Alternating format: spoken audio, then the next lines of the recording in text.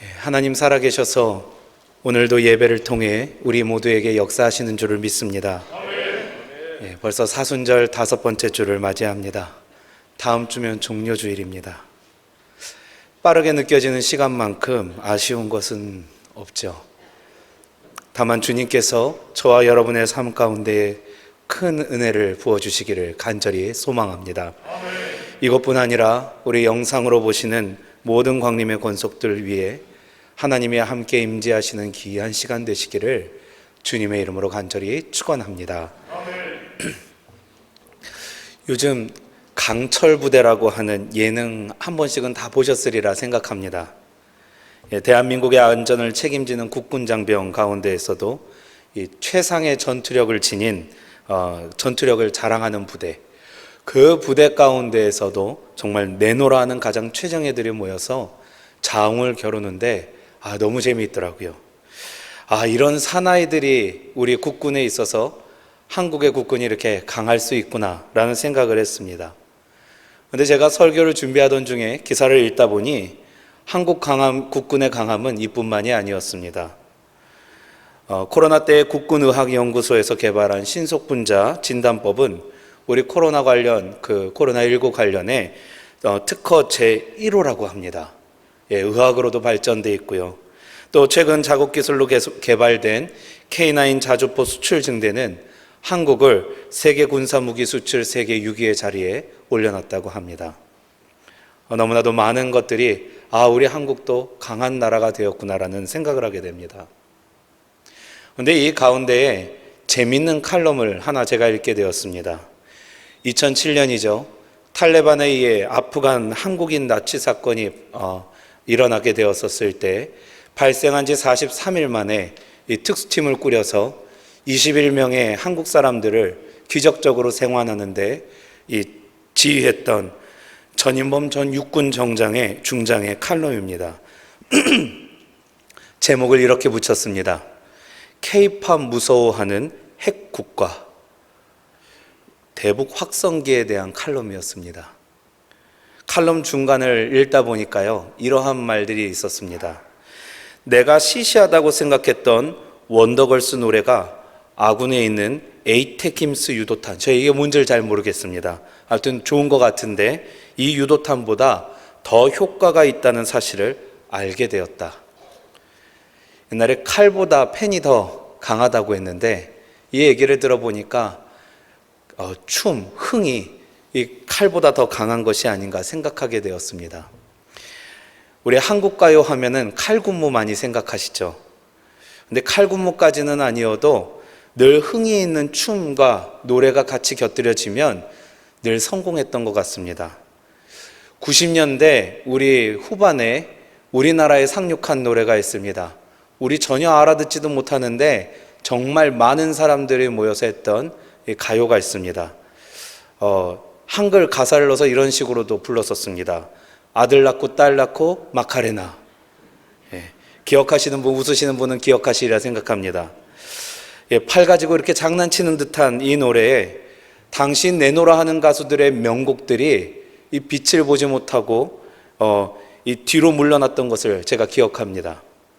요즘 시대가 하나로 통합되기 어렵다고 하지만 이 즐거움이라는 것은 세대뿐 아니라 칼뿌리를 겨누고 있는 원수조차도 감동시키는 무기가 될 수 있다는 것을 우리에게 시사한다는 것이죠. 그러면 성경은 이러한 즐거움에 대해서 어떻게 볼까 하는 것입니다.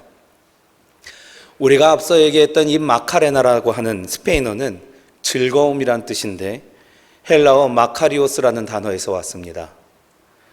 오늘 본문에서 찾으면 이 단어가 이렇게 번역됩니다. 복이 있나니. 사실 우리 가운데의 즐거움과 복을 이해하기가 그렇게 어렵지 않습니다. 우리는 줄곧 삶에서 즐거움과 복이라는 말을 혼용해왔기 때문이죠. 야, 투자한데 잘 되었다며? 복 받았네. 얘기하시는데 이렇게 얘기하십니다. 친구들끼리 얘기하는데 아니 너는 여자친구까지 미인이야? 복 받았네. 이럽니다. 제가 한 번에는 식당을 갔는데 딱 보기에도 우리 믿으시는 분들 같은 분들이 옆자리에 앉아 계세요. 네 분이서 즐겁게 식사를 하고 계시는데 어떤 한 분이 이렇게 얘기합니다. 이 권사 내가 오늘 쏠게. 나 아들한테 용돈 받았어. 그러는 겁니다. 그러자 그 옆에 계시던 분들이 이구동성으로 이렇게 말씀하시더라고요. 아이고 우리 복 받았네. 그런데 이 복에 소리 음자를 붙이면 복음이 됩니다. 우리는 과연 이 복이라는 단어를 제대로 사용하고 있을까 하는 것이죠. 마태복음이 말하는 예수님의 최초의 가르침을 우리가 산상수훈이라고 부릅니다. 총 4개의 복음서에 고루 나뉘어져 기록되고 있고요. 때로는 같은 것을 기록하고 때로는 저들마다의 얘기를 기록하면서 23개의 예수님의 가르침을 우리에게 전하고 있습니다. 그 처음의 가르침을 두고 마태는 우리에게 이 팔복에 대한 말씀을 전한다는 것이죠. 우리가 읽지는 않았지만 이 앞전 4장을 보면요. 예수님께서 예루살렘과 온 두루 마을들을 다니시면서 병든 자를 고치시고 또 복음을 전하십니다. 이 가운데 수많은 무리가 도전받게 되고 고침받게 되고 따르게 되죠. 구름대같이 허다한 사람들이 주님 뒤를 따르게 되는 것입니다. 그리고 나서 5장에 이르러서 주님은 저 작은 동산 같은 곳에 앉으셔서 그들에게 말씀을 전하시는 것입니다. 이 가르침이 산상수훈의 시작이며 이 처음이 우리가 지금 팔복이라고 부르는 8가지 복에 대한 내용을 우리에게 전한다는 것입니다. 사랑하는 여러분, 복이 무엇일까요? 정말 아까 이 마카레나 같이 즐겁기만 하면 되는 것일까? 교인뿐 아니라 대부분의 사람 중에 복 싫어하는 사람은 없을 겁니다. 그러면 사랑하는 여러분, 제가 여기서 질문 하나 드립니다. 여러분에게 있어서 예수는 복이 되십니까? 아까보단 소리가 좀 더 컸습니다. 다시 한번 여쭙겠습니다. 여러분에게 있어서 예수님은 복이 되십니까? 여러분의 모든 삶 가운데 자녀들과 또 저들의 미래와 나의 이후의 삶까지도 예수님은 언제나 복이 되시는 줄을 믿으십니까? 감사합니다. 매 사순절기에 그 주에는 저마다의 의미가 있습니다. 오늘 사순절 5번째 주일인데요. 아주 오래전부터 이 5번째 주일은 굉장히 중요한 의미로 받아들여졌습니다. 다가올 그리스도의 죽음과 부활에 시선을 두면서 그냥 준비하는 것이 아니라 그 하나님의 신비를 우리가 좀 더 헌신적으로 준비하자. 이 시기가 이 5번째 주였다는 것이죠. 그래서 별명이 첫 번째 고난주일이었습니다. 특히 나사로의 이야기를 많이 나눴다고 하죠. 그러면 우리는 과연 이 남교회 가운데 어떠한 말씀을 나눌 때에 이 첫 번째 고난주일이라 부르는 우리 사순절 5번째 주일을 의미 있게 보낼 수 있을까? 이 고민을 하던 차에 문득 이러한 생각이 스쳤습니다. 예수님은 우리에게 뭘 처음으로 가르치셨지? 그리고 이 팔복이 스쳐가게 된 것이죠. 사랑하는 여러분, 삶이 많이 바쁘신 줄로 압니다. 사순절기 지키시기 쉽지 않으시죠? 5주까지 왔는데 내가 그래도 5주 가운데 이것은 하나 지켰습니다라고 자신 있게 말하실 수 있는 성도분이 여기 많지 않으시리라 생각합니다. 그래도 이 바쁜 삶에 정말 분주한 내 마음 가운데 마음을 다잡고 이 성전에 오셨습니다. 하나님께서 정말 여러분들로 기뻐하실 줄을 믿습니다. 그리고 다시 한번 우리가 이 가운데에서 예수님의 가르침으로 초청되기 원합니다. 오늘 이 복에 대한 나의 마음을, 생각을 새롭게 하고 그 안에서 주시는 하나님의 즐거움과 기쁨이 넘쳐나는 저와 여러분의 복된 예배 시간 되시기를 주의 이름으로 축원합니다. 오늘 첫 번째 말씀은 복은 한 발자국 더 가는 것에서 시작됩니다. 복은 한 발자국 더 가는 것에서 시작됩니다. 우리가 너무나도 잘 알고 있는 이 팔복의 내용 중 첫 복을 살펴보면 장소로 시작되는 것을 알 수 있습니다. 3절 말씀입니다. 심령이 가난한 자는 복이 있나니 천국이 그들의 것이며. 그런데 이 팔복 중 마지막 복이라고 할 수 있는 8번째, 이 10절에 나와 있는 복을 한번 보겠습니다. 의를 위하여 박해를 받은 자는 복이 있나니 천국이 그들의 것임이라. 팔복의 시작도 끝도 천국에서 천국으로 끝납니다. 이 천국에서 시작하여서 천국으로 끝나는 말씀이 오늘 팔복의 말씀이라는 것이죠. 예수님 사역의 시작은 우리가 잘 아는 대로 선포와 함께 시작됩니다. 여러분 잘 아시죠? 마태복음 4장 17절과 마가복음 1장 15절에 각기 기록되어 있습니다. 마가복음 1장 15절에서는 주님이 이렇게 말씀하십니다. 이르시되 때가 찼고 하나님의 나라가 가까이 왔으니 회개하고 복음을 믿으라. 그런데 마태복음 4장 17절 우리가 읽은 바로 한 장 전에는 예수님의 선포가 이렇게 기록됩니다. 이때부터 예수께서 비로소 전파하여 이르시되 회개하라 천국이 가까이 왔느니라 하시더라. 차이를 아시겠습니까? 분명히 비슷한 말씀이고 닮아있는 말씀인데 한 군데가 다릅니다. 바로 하나님의 나라로 기록된 마가복음과 천국으로 기록된 마태복음의 차이입니다. 마태복음에는요, 하나님의 나라와 천국이 혼용되어 있습니다. 대부분의 학자들은요, 이 이유를 두고 이렇게 얘기합니다. 당시에 헬라어 문화가 더 익숙한 사람들이 많아서 그들을 위한 표현이었다는 것이죠. 실제로 헬라 문화권의 철학에서는 이 하늘이 신 중에서도 굉장히 높은 신들이 사는 곳으로 인식되어져 왔습니다. 그러니 하나님이야말로 가장 높으신 신이니까 그 하나님께서 사시는 곳은 하늘의 나라일 것이다라고 이렇게 얘기할 수도 있겠다 싶은 것이죠. 그런데 루터파 신학자인 요아킴 예레미야스는 조금 다른 이야기를 합니다. 그에 져서 신약 신학에서 이렇게 말합니다. 마태가 말하는 하나님 나라는 인간의 책임성과 삶의 방향성에 대해 이야기한다. 그는 천국의 완성에서 하나님께서 인간의 참여와 응답을 바라시고 계신다는 것을 알고 있었다. 얘기가 조금 어렵죠? 쉽게 풀면 이렇습니다. 유대인에게 있어서 하나님 나라라는 것은요, 저들이 갈 수 없는 곳이었습니다. 생각해보면 유대인들은 하나님의 이름도 제대로 부르지 못해서 아도나이라는 표현으로 돌려 부르는 것을 우리가 알고 있죠. 그런데 그러한 그들이 내가 하나님과 같은 공간에 살 수 있겠다라고 생각하는 것이 얼마나 어려운 얘기였나 하는 것입니다. 하나님 나라에게 있어서 저들에게 하나님 나라는 그저 하나님만 사시는 나라가 하나님 나라였다는 것이죠. 그런데 헬라 사람들이 사는 그 하늘은요, 조금 달랐습니다. 분명 저 높은 신이 사는 곳이긴 하지만 나는 평범한 사람이긴 하지만 그래도 한 번쯤은 도전해보고 싶은 곳이 그 하늘의 공간이었다는 것입니다. 내가 신처럼 되고 싶은 사람들이 내가 저 하늘 같은 곳에서 살고 싶다라고 생각하는 곳이 하늘이었다는 것이죠. 이 요아킴에 의하면은 마태가 복음 안에서 이 두 개를 섞었다는 것입니다. 처음에는 분명 하나님만 사셨으나 우리가 그렇게 생각했으나 이제 우리에게도 초청이 허락된 나라, 우리에게 와닿는 말로 바꿔볼까요? 이미 우리 안에 시작되었으나 아직 완성되지 않은 나라. 그렇게 우리가 책임성을 가지고 그 초청을 삶의 목적과 방향으로 정해야 하는 나라, 이것이 바로 천국이라는 표현에 담긴 마태의 소망이라고 얘기하고 있다는 것입니다. 그럴듯하죠? 만약에 그렇다고 한다면 여러분,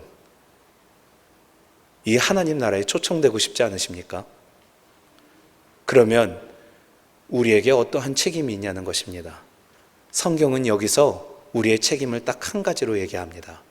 한 발자국 더 나아가라고 얘기합니다. 눈앞에서 엄청난 기적을 보고요, 예수님의 이적 사역을 봅니다. 그리고 예수님을 보고 기적을 꿈꾸는 사람들이 구름대같이 주님을 따라 나섭니다. 그 허다한 무리를 보시면서 예수님께서 자리에 앉으셔서 저들을 가르치시는 것이죠. 그런데 여기에 중요한 대목이 있습니다. 오늘 우리가 읽은 1절과 2절 말씀에 이렇게 되어 있습니다. 예수께서 무리를 보시고 산에 올라가 앉으시니 제자들이 나아온지라 입을 열어 가르쳐 이르시되, 원문으로 보면요, 여기에 입을 열어 전에 비로소가 있습니다. 제자들이 나아온지라 비로소 입을 열어 가르치셨다. 예수님이 앉으시자마자 가르치신 것이 아니라 한 무리의 제자가 예수님 앞으로 나오게 되었을 때, 더 나왔을 때에 주님은 비로소 입을 열어 가르치셨다는 것이죠. 여기서 제자를 뜻하는 단어 마데테스는요, 자신들의 마음을 무엇인가에 쏟는 자들을 의미합니다. 여기서 말하는 제자들은 그저 스승의 의견에 동감하거나 혹은 그것을 존경하는 사람들을 넘어서서 그 스승의 뜻에 헌신하는 사람, 그의 삶을 내 삶 가운데 재생산하는 사람들이라는 뜻을 가지고 있더라는 것입니다. 그러한 사람들이 주님 앞으로 나왔을 때에 비로소 주님께서 가르쳐 주신 이 첫 번째 가르치심이 바로 오늘 우리가 읽은 팔복의 내용이라는 것이죠. 한 발자국 더 나아가는 것, 참 우리에게 어려운 일입니다. 사랑하는 여러분, 오늘 큰 복 받기를 원하시는 줄로 믿습니다. 오늘 예수 그리스도가 나의 큰 복이 되기를 바라시는 줄로 믿습니다. 은혜가 폭포수같이 넘쳐 흘러 세상이 줄 수 없는 큰 충만한 기쁨 가운데 살아가시기를 원하시는 분이 여기 가득하시기를 바랍니다. 그러면 성경은 우리에게 얘기합니다. 그 삶에서 한 발자국 더 십자가로 나아가라는 것입니다.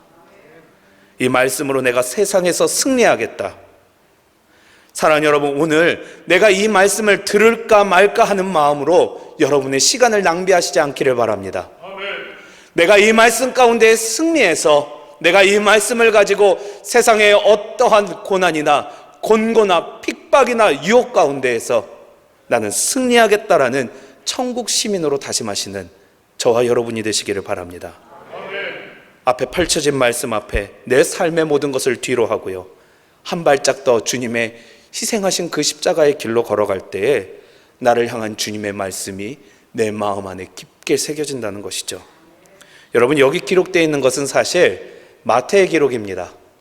마태가 듣고 보고 기록한 성경이 마태복음이라는 것이죠. 그런 저는 여러분께 오늘 도전을 드립니다. 이제 우리의 복음서도 시작되어야 한다는 것이죠. 내가 본 예수님이 아니라, 내가 이 성경 가운데 그렇다라고 생각되어지는 예수님이 아니라 정말 내 안에 계셔서 나를 만나주시는 예수님, 그 예수님으로 그려지는 나만의 복음서가 오늘 여러분과 저의 삶에 시작되기를 간절히 바랍니다.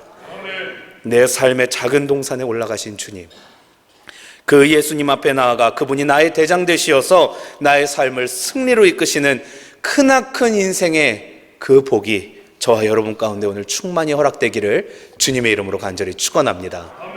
오늘 두 번째 말씀은 이미 계신 예수님이 복이라는 것입니다. 이미 계신 예수님이 복입니다. 말씀을 이어가면서 또 다른 중요한 질문을 한번 해보고자 합니다. 여러분, 천국이 어디에 있습니까? 예수님께서 사마리아와 갈릴리 사이를 지나실 때입니다. 한 마을을 들어가시죠. 그것은 나병 환자의 마을이었습니다. 이미 예수님의 소문을 들은 10사람이 예수님 앞에 나와 예수님께 소리칩니다. 주여, 우리를 불쌍히 여겨주시옵소서. 그리고 우리가 잘 알다시피 예수님은 저들을 원격으로 치료해 주시죠. 그렇게 10명이 고침을 받고 다 저마다의 갈 곳으로 떠나는 가운데 유독 한 명만 예수님께로 다시 돌아오게 됩니다. 그리고 주께서는 그를 보시고 내 믿음이 너를 구원하였다라고 축복해 주십니다. 주님은 그에게 병뿐만이 아니라 삶의 근원적인 문제를 해결해 주시는 분이라는 것이죠. 그런데 이를 본 바리새인들이 이것 가운데 감사하고 기뻐하는 것이 아니라 도리어 예수님을 모함하고 시기하여 질문합니다. 그러면 구원의 때가 임하는 하나님의 나라는 도대체 언제 우리나라에 오겠습니까? 언제 임하시겠습니까? 라고 질문합니다. 그때 주님께서 대답하시죠. 누가복음 17장 20절에서 21절에 이렇게 대답하십니다. 하나님의 나라는 볼 수 있게 임하는 것이 아니요 또 여기 있다 저기 있다고도 못하리니 하나님의 나라는 이미 너희 안에 있느니라. 유대인은요, 하나님의 나라가 자신 안에 있다라는 생각을 꿈에도 하지 못했습니다. 저 멀리 있는 나랑은 동떨어진 나라가 하나님의 나라였습니다. 그래서 하나님은 하나님 나라에서 잘 사시고 나는 이 땅 위에서 하나님 믿기 때문에 이 가운데에서 축복받고 사는 삶이 저들의 믿음의 삶이었다는 것이죠. 그런데 어느 날 예수님 오셔서 저들이 상상하지도 못하는 청천벽력 같은 말씀을 선포하시는 겁니다.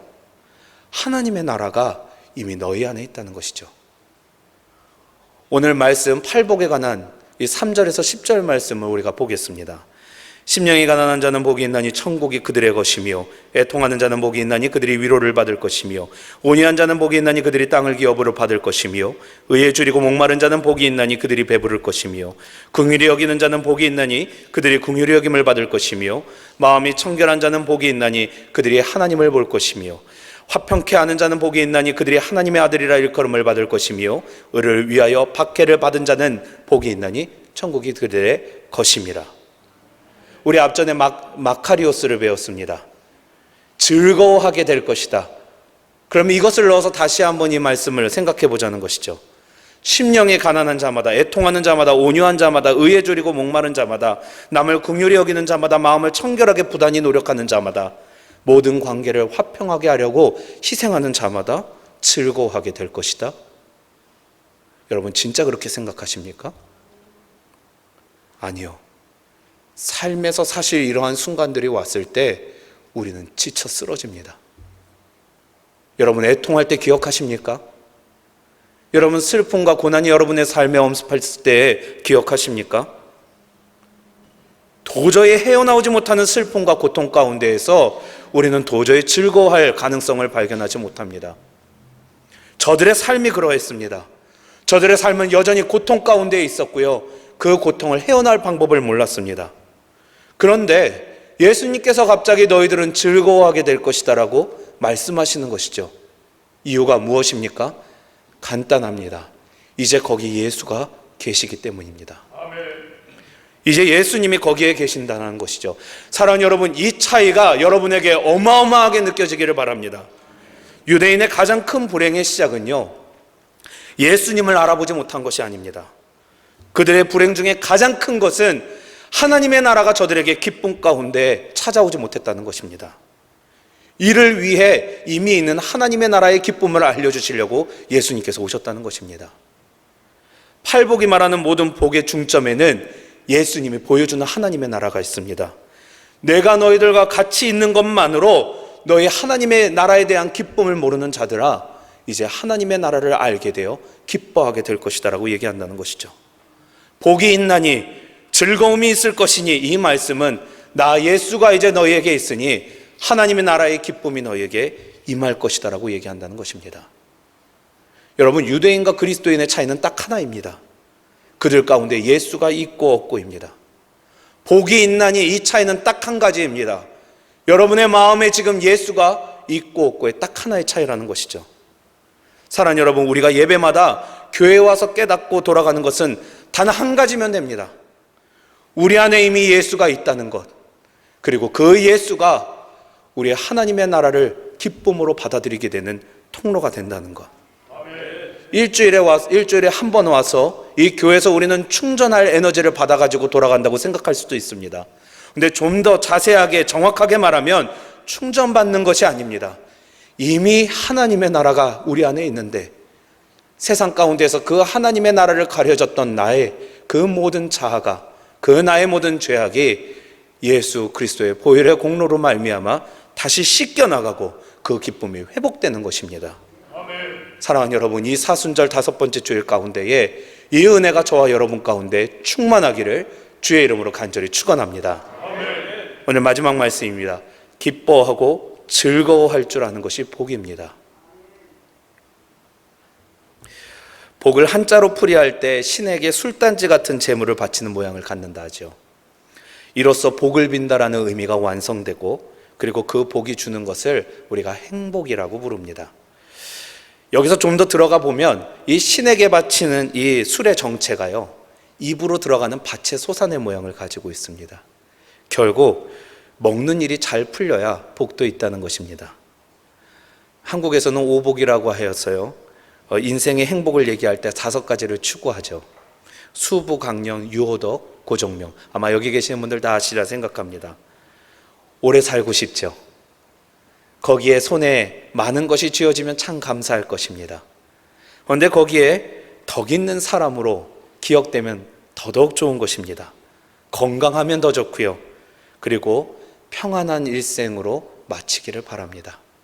이것이 한국이 오랫동안 사람의 복이라고, 좋은 것이라고 추구해왔던 것입니다. 근데 막상 하나님의 사람이 되고 보니, 예수 그리스도의 제자가 되고 보니, 이 복음 분명히 입으로 나오기는 나오는데 말씀입니다. 그리고 그 말씀 가운데 시작되는 것은 늘 우리의 고난과 고통이라는 것이죠. 오늘 11절과 12절의 말씀을 봅니다.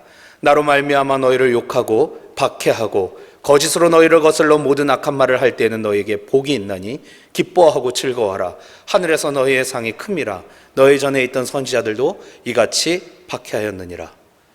우리가 팔복 읽어나갈 때 가장 중요한 것 중에 하나는 하나님 나라를 소망하며 사는 이들에게 반드시 박해와 고난이 따른다는 것입니다. 그 길을 알려주신 예수님께서도 우리가 잘 알다시피 십자가를 지셔야만 했고 순환과 고통을 담당하셔야만 했습니다. 하나님께서 우리에게 주시는 즐거움의 시작은 저 마카레나 춤도 아니고 자녀들이 주는 용돈에서 나오는 것도 아니고 고난에서 시작된다는 것이죠. 16살 전도 유망한 청년이 있었습니다. 축구를 잘했고요. 당연히 축구 선수가 꿈이었습니다. 선수단에도 들어갔고 태극기 한번 달고 국가대표로 뛰는 것이 그의 소원이었다고 합니다.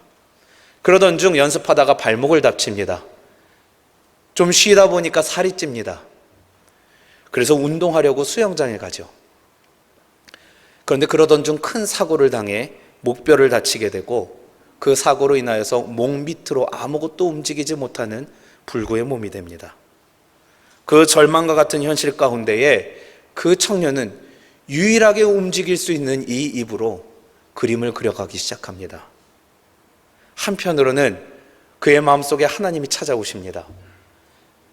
소망을 잃지 않는 삶이 되고 절망 가운데 이겨나가는 삶이 된다는 것이죠. 그리고 그 가운데에 수없이 많은 사람들이 그를 쫓게 됩니다. 구필화가로 유명한 사람이 됩니다.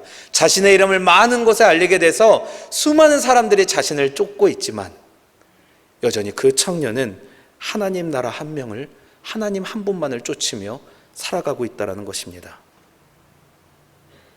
하나님 나라를 소망하며 지금도 자신은 만질 수 없지만 이제는 귀가 난청이 되어 들리지도 않지만 하나님의 들려지는 찬송을 마음속에 그리며 내게 주신 마음으로 소망으로 그림을 그리며 하나님께 감사한다는 것이죠. 그렇게 살아간다고 합니다.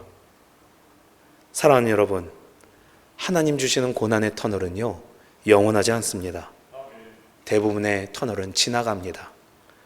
대부분 우리는 팔복을 그저 지켜야만 하는 행동 명령점으로 생각합니다. 그래서 내 마음을 갈기 찢어놓는 저 원수들의 말 가운데에 우리가 혹시라도 복을 놓칠까봐 하나님이 온유해야 된다라고 말씀하셨으니까 그저 참고 얘기합니다. 감사합니다. 내 삶에 말할 수 없는 고통들이 찾아올 때에도요 우리는 그래도 팔복에 적혀져 있으니까 모든 것이 하나님의 은혜라고 고백합니다. 부글부글 끓어오르는데 말로는 감사하다고 하는 것이죠. 이유는 하나입니다. 하나님이 주시는 그 복을 못 받을까봐. 하나님을 사랑하라고, 이웃을 사랑하라고 기껏 말씀을 주셨더니 그 율법 가운데 유대인들은 하나님을 사랑하는 척하고 이웃을 사랑하는 척합니다. 그래서 예수님이 오셔서 친히 말씀하시는 것이죠. 너희들 이거 잘못되었어. 율법을 줄 이유가 그것이 아니야.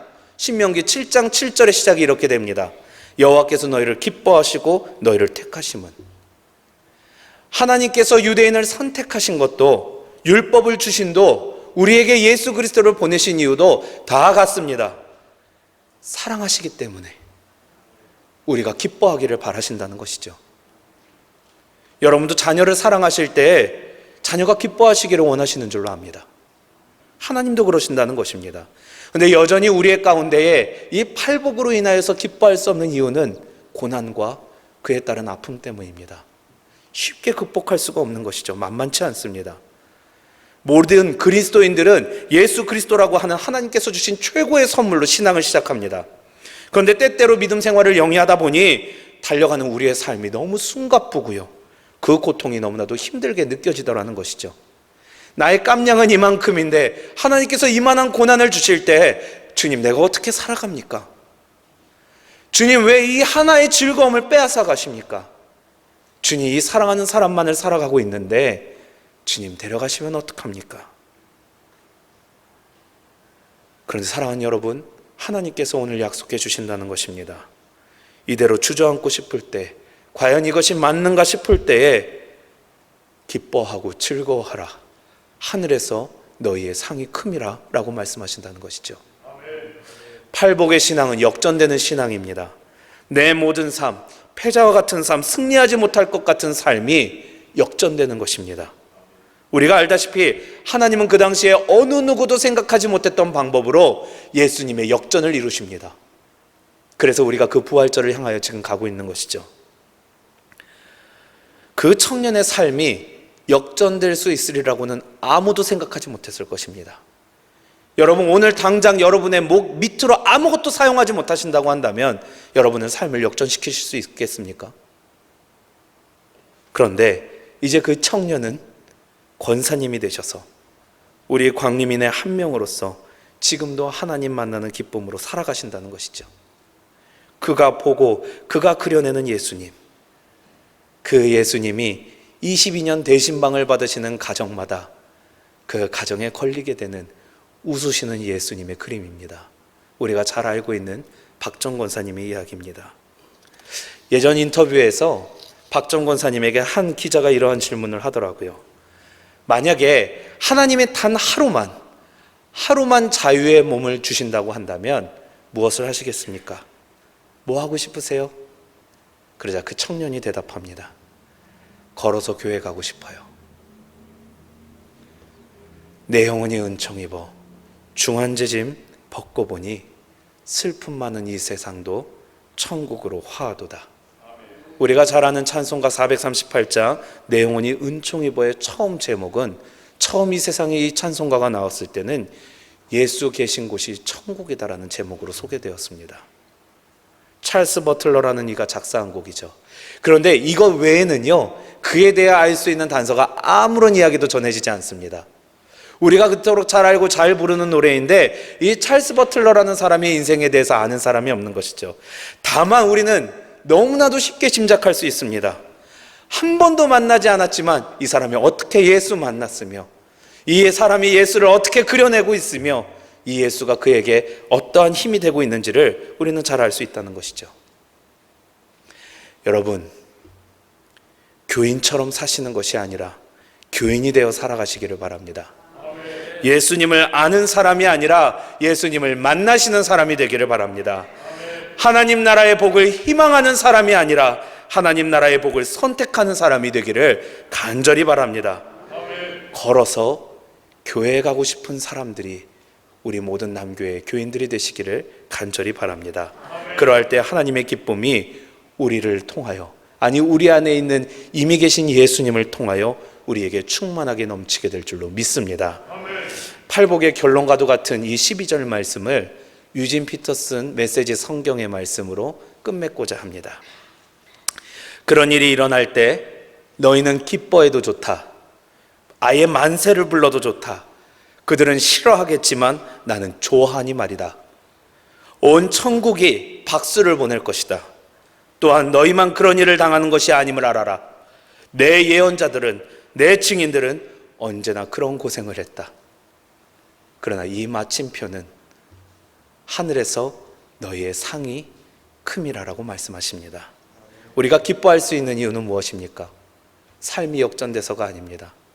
내 마음을 역전시키는 예수 그리스도께서, 하나님께서 이미 나를 사랑하시고 기뻐하여 주셔서 이미 우리 안에 하나님 나라를 주시고 그것을 회복시킬 예수의 이름도 동시에 주셨기 때문입니다. 오늘 그 기쁨이 크게 허락되는 주의 성일 되시기를 간절히 주님의 이름으로 축원합니다. 함께 기도하시겠습니다. 살아서 역사하시는 전능하신 주님, 오늘도 우리에게 예수님을 허락하여 주심에 감사를 드립니다. 여전히 하나님 한 분만으로 기뻐하지 못하는 우리에게 그러지 말라고, 기뻐하며 살라고 부드럽게 타이르시는 그 은혜에 감사와 영광을 돌려드립니다. 예수님이 우리의 복의 근원임을 믿고 고난 한가운데에 계신 주님께 한 발자국 더 다가갈 용기를 허락하여 주시옵소서. 이미 예수님이 계시기에 다른 곳에서 즐거움을 찾는 것이 아니라 예수님으로 인해 회복되어지는 하나님 나라, 예수님으로 인해 다시 드러나는 하나님 나라가 우리의 삶 가운데 충만하게 하여 주시옵소서. 오늘도 이 재단을 지켜주시옵소서. 우매한 종의 입술에 부족함은 십자가 아래 묻어두게 하여 주시고 오직 하나님의 말씀만이 우리 모든 성도들의 가슴에 남게 하여 주셔서 내일부터 다시 세상으로 향해야만 하는 여기 모든 신실한 광림의 모든 권속위에 참 평안의 힘을 누리고 승리케 되는 역사가 충만하게 하여 주시옵소서. 성령께서도 오실 줄을 믿으며 우리 구주 예수 그리스도의 이름 받들어 간절히 기도드리옵나이다. 아멘.